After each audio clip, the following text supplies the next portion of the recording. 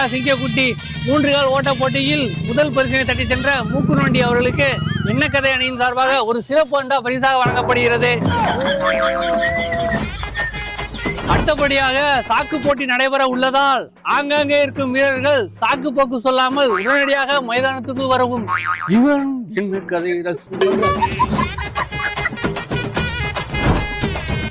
இப்போது சாக்கு போட்டிக்கு வீரர்கள் தயாராக உள்ளனர். எங்களுக்கு தாகத்திற்கு தண்ணீர் வழங்கிய அன்பு உள்ளம் லகடுக்கு தகடை வழங்குகிறது. என்ன கதை ரசிகர் மன்றம். கங்காரு போல் துள்ளி குதித்துக் கொண்டிருக்கும்